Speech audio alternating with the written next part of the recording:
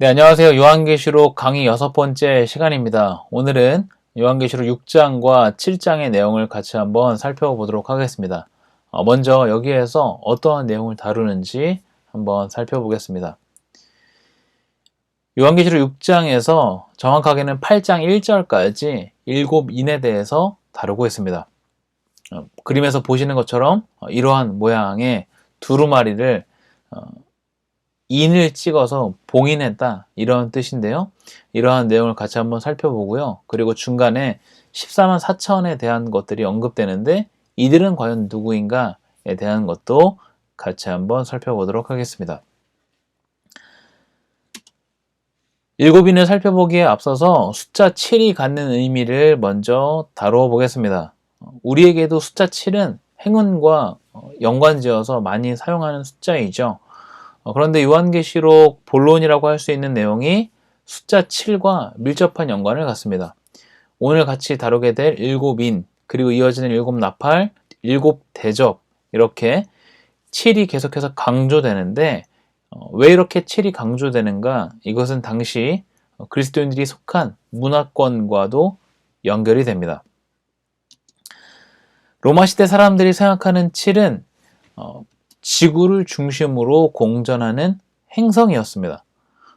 우리의 상식과는 조금 어긋나죠. 이들은 우주 전체라고 생각을 했는데 우리는 태양을 중심으로 8개 행성이 공전한다고 우리는 알고 있습니다. 그런데 당시 사람들은 당연히 지구가 중심이라고 생각을 했고 지구를 중심으로 해, 달, 수성, 금성, 화성, 목성, 토성이 공전한다고 생각했습니다. 다음 동전은 도미티아누스 황제 때 동전입니다. 가운데 있는 큰 원이 지구이고 여기 지구 위에 앉아있는 사람이 도미티아누스 황제가 아니라 그의 어린 아들입니다. 도미티아누스 황제의 어린 아들이 일찍 죽어서 이를 기념하기 위해서 발행한 주화입니다. 그런데 여기를 보시면 지구를 중심으로 그 주위에 7개 행성이 있는 것을 알 수 있습니다. 제가 원으로 표시를 해봤는데 동전의 뜻은 도미티아누스 황제의 아들을 신격화하는 내용이지만 이러한 자료를 통해서 당시 사람들이 생각했던 우주관을 알 수 있습니다. 지구를 중심으로 공전하는 7개 행성, 즉 7은 천체, 우주 전체를 가리키는 숫자였던 것이죠. 그러면 유대인들이 생각하는 7은 어떤 의미를 갖고 있었을까요? 바로 제7일 안식일입니다. 하나님께서 세상을 창조하시고 안식하신 날이기 때문에 이들에게도 숫자 7은 굉장히 중요했습니다. 때문에 요한계시록 본론에서도 숫자 7을 사용해서 그 내용을 계속해서 전개하는 것을 살펴볼 수 있습니다. 오늘 7인에 대해서 같이 한번 다루어 볼 텐데요. 7인은 6장에서 처음 등장하는 것이 아니라 지난 시간에 다룬 5장에서 사실 처음 등장합니다. 5장 1절을 제가 읽어보겠습니다.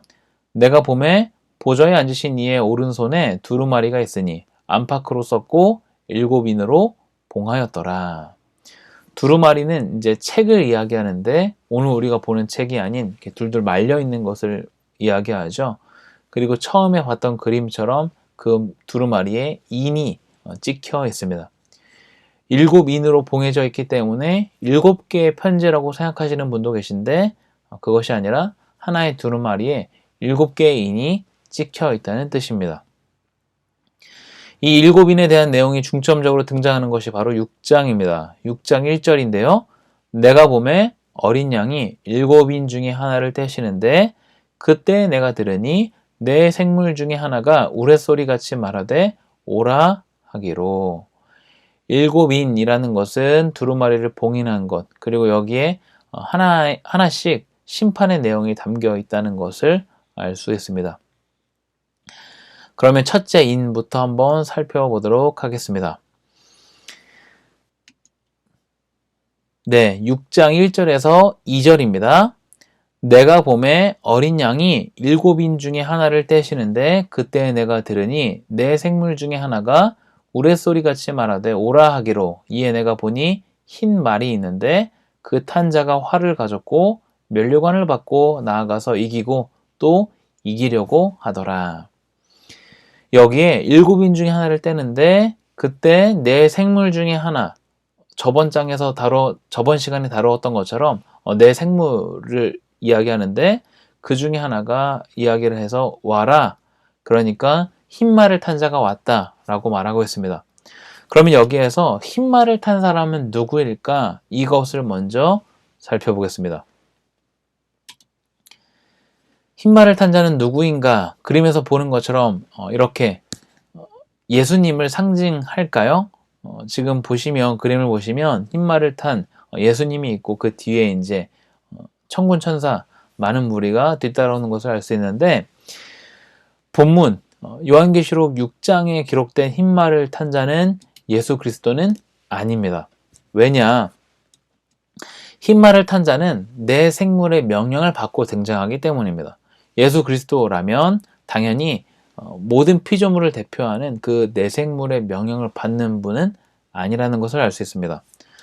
또한 흰말을 탄 자는 활을 들었는데, 오늘 본문의 흰말을 탄 자는 활을 들었는데 요한계시록 19장 11절에서 16절 뒤에 배경 그림이 사실은 요한계시록 19장을 이미지화한 그림인데 여기에서의 예수님은 검을 들고 계신 분으로 연상됩니다. 그러면 이 활과 검이 어떤 대단한 차이가 있을지 이것을 먼저 살펴보도록 하겠습니다. 로마에 굉장히 위협적이던 국가가 바로 파르티아 제국이었습니다. 오른쪽에 보이는 주황색으로 표시된 국가가 바로 파르티아 제국인데요. BC 66년부터 AD 217년까지 로마와 파르티아의 전쟁이 끊이지 않았습니다. 이러한 파르티아 제국의 대표적인 군인의 모습이 바로 말을 타고 활을 쏘는 모습이었습니다. 이 그림은 BC 4세기부터 AD 3세기까지 파르티아 제국의 군인들의 모습, 그 변천사를 이야기하는데 물론 로마에도 기병대가 있었지만 로마의 기병대는 활을 들지 않았습니다. 요한계시록 편지를 받는 수신자들에게 말을 타고 활을 든 자는 자연스럽게 파르티아 제국의 군대가 연상됐을 것입니다. 본문의 흰말을 탄 자는 바로 그 파르티아 제국을 빗대어서 설명하는 것으로 이해하는 것이 타당합니다. 그렇기 때문에 첫째 인을 뗄 때 나타나는 흰 말을 탄 자는 전쟁을 상징합니다. 지금 첫째 인에 대한 말씀을 드렸습니다. 첫째 인은 바로 전쟁을 상징한다. 그러면 둘째 인은 무엇을 상징할까? 둘째 인을 떼실 때 내가 들으니 둘째 생물이 말하되 오라 하니 이에 다른 붉은 말이 나오더라. 그 탄 자가 허락을 받아 땅에서 화평을 제하여 버리며 서로 죽이게 하고 또 큰 칼을 받았더라. 둘째 인은 바로 다툼, 내전을 상징합니다. 이 붉은 말을 탄 자가 그런 의미를 갖고 있는데 둘째 인의 심판이 이러한 내용이다 라는 것이죠. 그러면 셋째 인은 어떤 내용일까 한번 보겠습니다. 셋째 인을 뗄 때도 마찬가지로 검은 말이 나오는데 이 사람이 손에 저울을 가졌다 이야기합니다. 그리고 음성이 들리는데 한 데나리온의 밀 한 대, 한 데나리온의 보리 석 대라는 음성이 들립니다. 이것을 잠깐 설명을 드리면 한 데나리온의 밀 한 대, 한 데나리온의 보리 석 대라는 것은 터무니없이 비싼 가격을 이야기합니다. 가뭄과 기근으로 인해서 심한 가격 폭등이 이어지는 것이죠.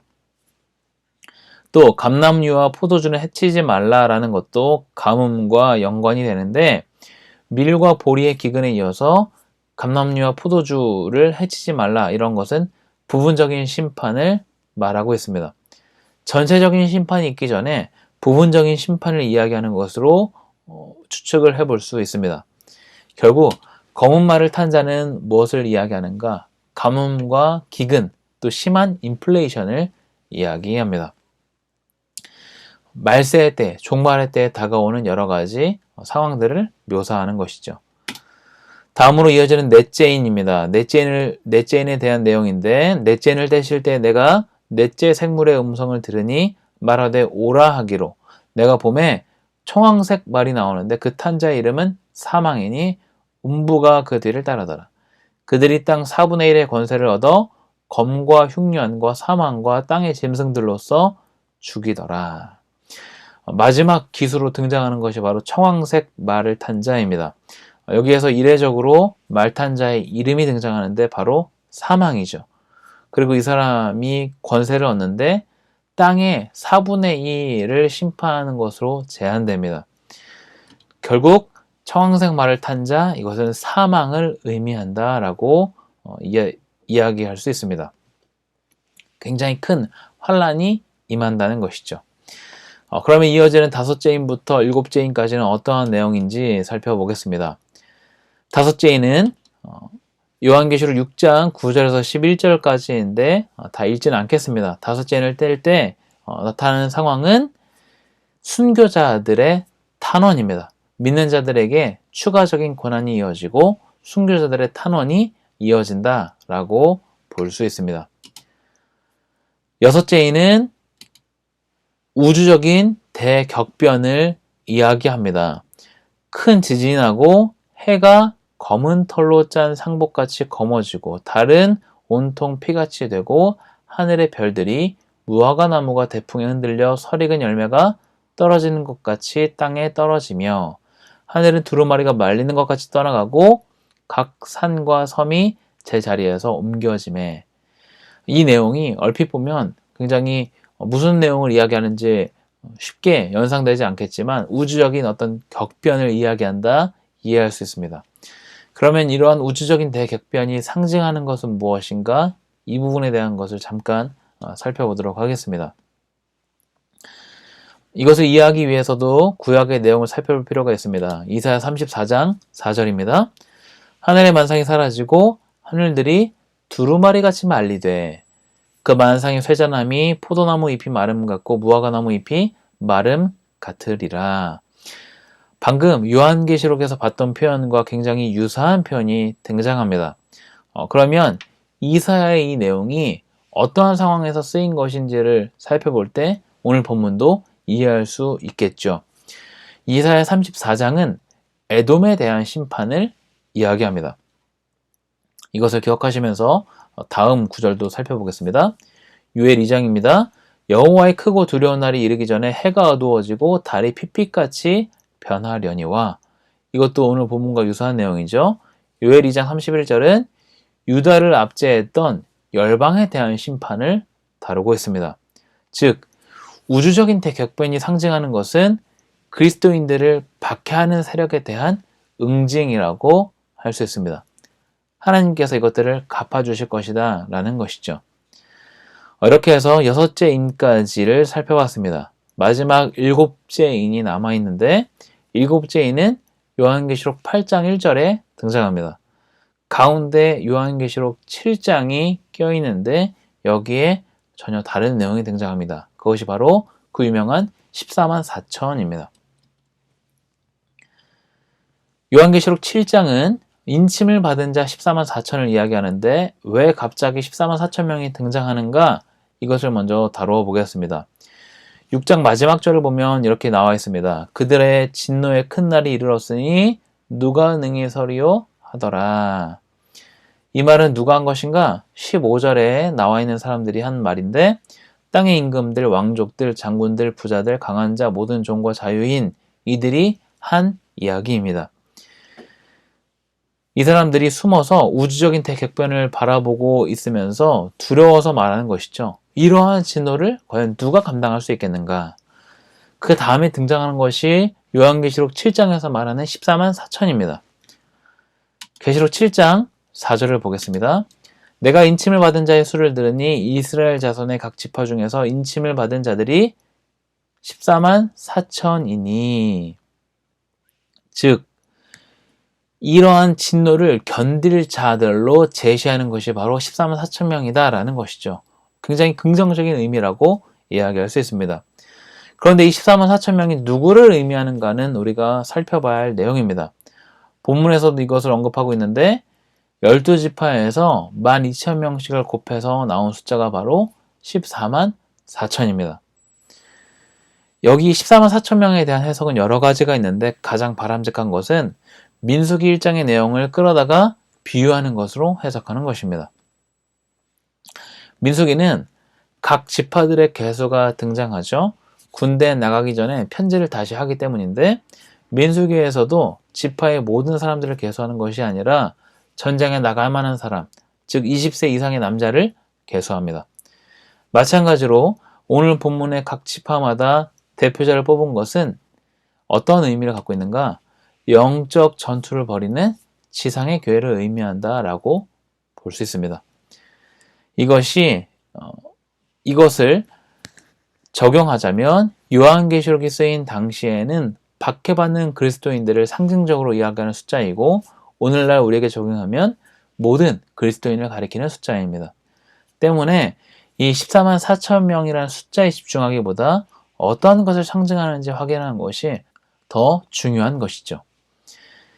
이렇게 14만 4천 명에 대한 것까지 살펴봤습니다. 마지막으로 일곱째 인에 대한 내용을 살펴보겠습니다.